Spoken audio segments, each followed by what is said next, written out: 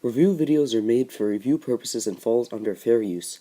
No copyright infringement was intended by these videos and is not meant to be a substitution for the animation in question. Copyright disclaimer under Section 107 of the Copyright Act of 1976, allowance is made for fair use for purposes such as criticism, comment, news reporting, teaching, scholarship, and research. Images belong to Hasbro. Hello everyone, I am the MLP Connoisseur, and today we'll be reviewing the episode for My Little Pony Friendship is Magic, Season 4, Treja. Now, just a quick thing, I'm very happy that we're finally doing an episode review, and I want to just answer this right away for people who might ask in the future. I do have a script, and I will most likely have scripts or notes when I'm doing my reviews. So just to tell you that in advance, so if you ask me that, here's where you can get the answer. Now, when watching the episode, again, I was very pleased. It was a very, very nice episode, and I wouldn't say average. I liked how it was another main six, and I liked how they were paired up into groups of two, because the fact that usually when they all work on the main six, they do usually learn something, but if they pair it up into twos, then they can learn more. I mean, separately, but they can still learn more. So, I could already see what was going on, that Twilight didn't want attention, rather to be treated as a normal pony, because I can see why she wasn't a princess all the time. She didn't want to, and she didn't want to be used, and she wasn't used to the attention, because she wasn't a princess all the time. I mean, I can tell that she wants to help, but she doesn't want to show off the new privileges that she has. So, we can see that there, of course, will be an unfair trade, and that is what happens, is that Rainbow Dash wants to get a book, Fluttershy wants to trade her bear call for bird call, Twilight just wants to get rid of her books, Pinkie Pie isn't really doing much, except for helping Twilight, to what she thinks, and Applejack and Rarity have their own little situation where they both pool their money and both end up getting something that will need all their money, rather than getting two things or more that they can split up evenly and both be happy. So, yeah, I did like Applejack and Rarity together, and I liked how Applejack gave that stare, that eyebrow raising that she did previously. I believe that was in Three's a Crowd. And I like how it implied Greek mythology with the Orthros, and it was very nice how they turned it into a child, into friendly character, into a dog. It was very nice and friendly, and I really like what they did with that.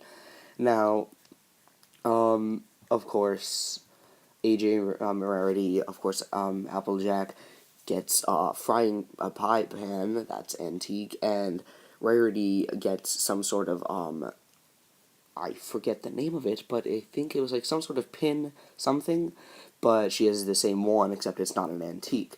Well, I'll tell you something, as, I know a lot about trumpets, and I'll tell you something, when you have an antique, it's nothing like having a regular trumpet. Sure, they may play the same or slightly different, but having an antique is much better, because usually it has some sort of engraving, some sort of rare thing about it. That's why it's an antique. So I can't argue with either of them how they both want an antique, because it definitely is different than any original. Now, it makes sense, since their styles are so different, their items are different too. Now, I did wish that they would that until the end. I wish that before the end they found things that they could share. Now with Pinkie Pie, I find Pinkie Pie helping Twilight a bit too similar to Philly Vanilli with Fluttershy, but we'll get into that another time. But with Philly Vanilli, because she made a Philly run away because she just wanted to get something signed or whatever. She wanted to trade a broken pen, broken quill. I mean, first off, Twilight would be happy that she freed up some space and gave away the books. She doesn't want more stuff. She wants to get rid of her books to make space. And the filly would be happy to get books from the princess. So it's indirect, but it's still happiness, so the trade is fair since they both get what they want, even if that thing is nothing. Even if empty space is what they want. Now, I have a serious problem with Piggy Pie shouting about all this princess merchandise and how these books are from the princess and how she became a princess. I can't disagree that it isn't special because it's like getting something from the president, or it's like getting some like a ball signed by your favorite sports player. But doesn't Pinkie Pie know that she doesn't want this attention? I'm upset that the writers have been doing this to Pinkie lately, and I hope that it will change in the seasons coming. Now, of course, I can see. Actually anticipated Fluttershy trading her bear call to help Rainbow Dash, and I really like how Fluttershy wanted to truly help Rainbow Dash, even though she had something to trade.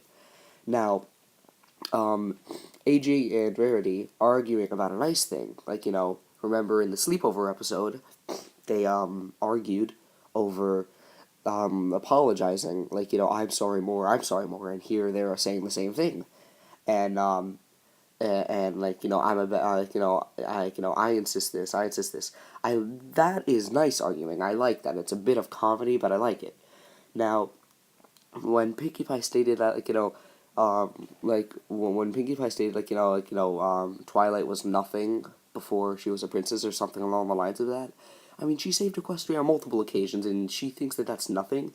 The writer should have took this into account because first of all, I truly think that this should be the problem that they should have tackled on with Pinkie to get the item to get a key, and I feel that it make for a much better lesson for children, because she's outright lying by saying that she knows that she isn't better than every pony, because she is, truly she is. She saved Equestria on multiple occasions, be it Equestria Girls, Discord, Somber, even though that was an Empire, it could have been worse. Every occasion, and yet she's speaking like Twilight is, and it's like the story of Oedipus the king, in which Oedipus is the king, and Creon has equal power, but because he's the king, he treats it like he's the one in power, although they share equal power.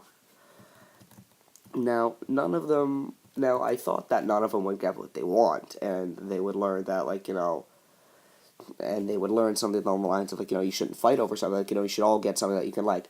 Now, self-sacrifice from Fluttershy, of course, major sacrifice, from leaving the, bird call away. Excuse me, and, I mean, the thing is that no one got what they wanted, but at this time, they all learned something. Everyone. And I like that a lot, of course, because it's been a while since they all learned something. Now, there was a lot of continuity here. There was Spike at your service, there was Crystal Ponies, there was Discord Lamps, there was Power Pony, the comic book, the Applejack raising her eye, there was Daring Do. It was a very nice episode, very nice indeed, and I would recommend showing this to newcomers for the reason, to show, this would be more the entertaining side, not comedy, not action, but in between. I mean, it's nice. Now, that is basically it for now. Not many questions. I don't have any questions to give you right now, unless you want to just share your thoughts and opinions. Stay tuned for the discussion that I have had with Milluminous. You should check out his channel. I am the MLP Connoisseur, and I thank you for your time.